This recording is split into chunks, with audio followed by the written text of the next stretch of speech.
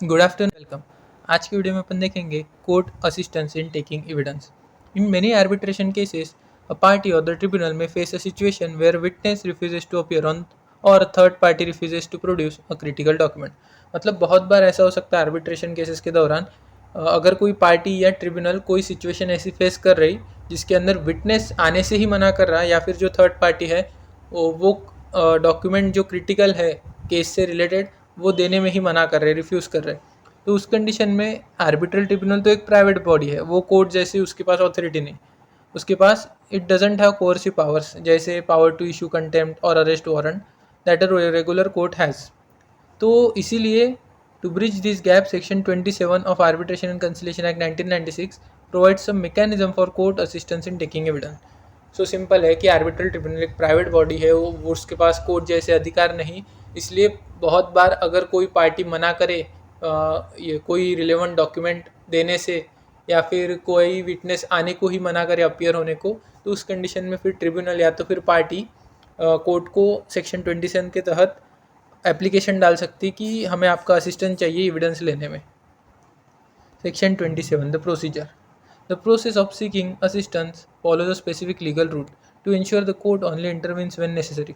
मतलब ये इसका भी एक स्पेसिफिक लीगल रूल है, और ये इसलिए है ताकि कोर्ट कभी भी इंटरवेंशन नहीं कर पाए, जब उनकी ज़रूरत पड़े तभी वो इंटरवीन करे, ऐसा। सो एप्लीकेशन।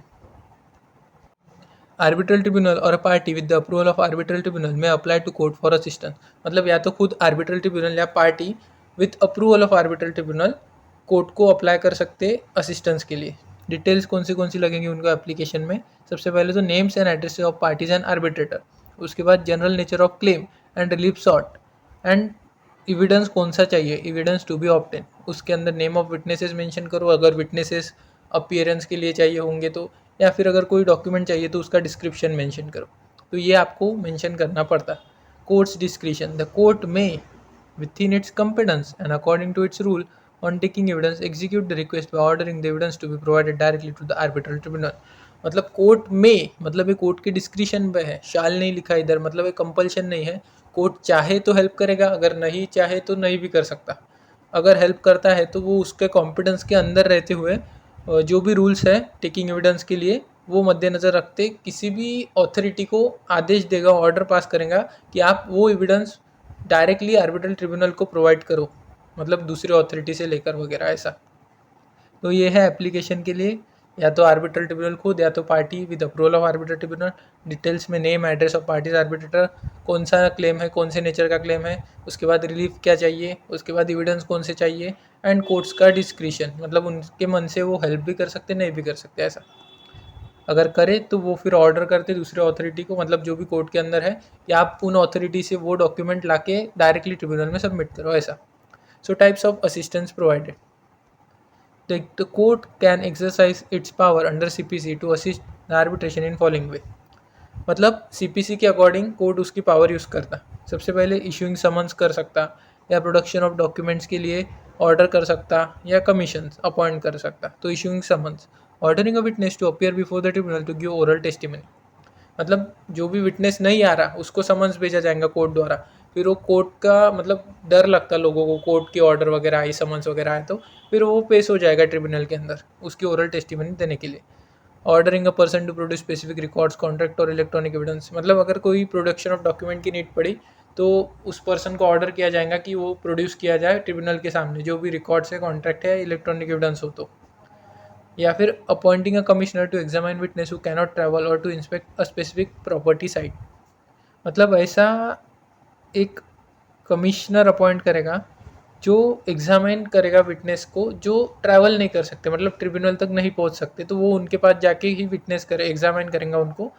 या फिर ऐसी कोई जगह होंगी जिधर वो डिस्प्यूट रिलेटेड है बट वो प्रॉपर्टी है, वो इमूवेबल थिंग है, तो फिर उस जगह जाके ये इंस्पेक्शन वगैरह का काम करेगा। सो इस प्रकार कोर्ट असिस्टेंस प्रोवाइड करता है आर्बिट्रल ट्रिब्यूनल को।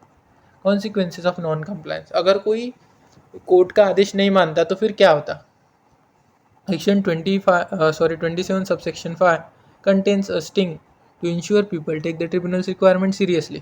If a person fails to attend, refuses to give evidence or commits any other default during the process।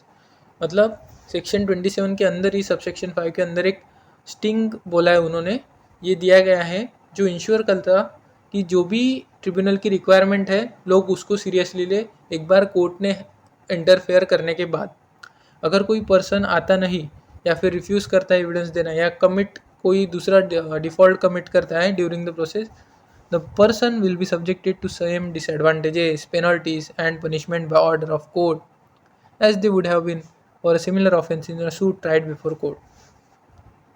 तो फिर कोर्ट उनको वही डिसएडवांटेजेस या फिर पेनल्टीज बोल लो या फिर पनिशमेंट बोल लो, वही पनिशमेंट देगा अगर वो जो मैटर है वो आर्बिट्रल ट्रिब्यूनल की बजाय कोर्ट के अंदर अगर चलता, तो तब कोर्ट जो पनिशमेंट देता उनको डिसोबे करने के लिए वही पनिशमेंट अभी इधर भी देगा।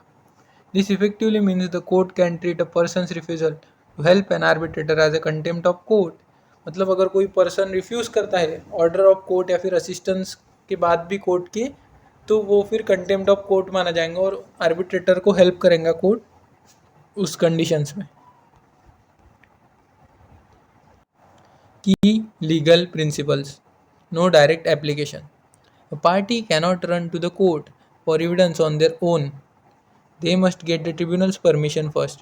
This ensures that arbitrator remains the master of proceeding.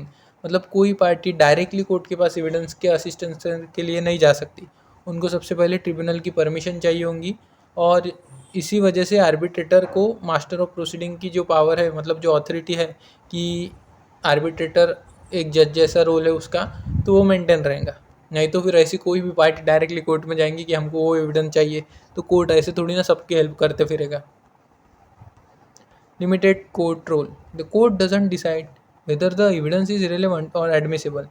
That is arbitrator's job. मतलब कोर्ट ये डिसाइड नहीं करता कि जो भी एविडेंस की रिक्वायरमेंट है वो रिलेवेंट है कि एडमिसिबल है, वो आर्बिट्रेटर डिसाइड करता। The court merely act as an enforcement arm to make sure the evidence is produce. बस एक एनफोर्समेंट आर्म की जैसा काम करता कोर्ट, और ये मेक श्योर करके देता कि एविडेंस आर्बिट्रल ट्रिब्यूनल तक पहुँचे। Applicability. This assistance is available for arbitrations held in India, including international commercial arbitration seated in India. मतलब ये जो असिस्टेंस इन टेकिंग एविडेंस है, ये सिर्फ इंडिया के अंदर अवेलेबल है अगर आर्बिट्रेशन इंडिया के अंदर होता है। उसके अंदर इंटरनेशनल कमर्शियल आर्बिट्रेशन भी आते हैं अगर वो इंडिया के अंदर टुक प्लेस कर रहे तो। सो आखिर में समरी टेबल, फीचर और डिटेल्स। इसका गवर्निंग सेक्शन है section 27 of arbitration and conciliation act 1996। कौन अप्लाई कर सकता, ट्रिब्यूनल कर सकती या party with the tribunal's approval. Method क्या है, कोर्ट इश्यूज समन्स और subpoenas as per CPC rules. Then penalty क्या है डिसओबीडियंस के लिए, same as contempt of court, oblique penalties in regular suit. तो इधर ये क्वेश्चन एंड होता है अपना।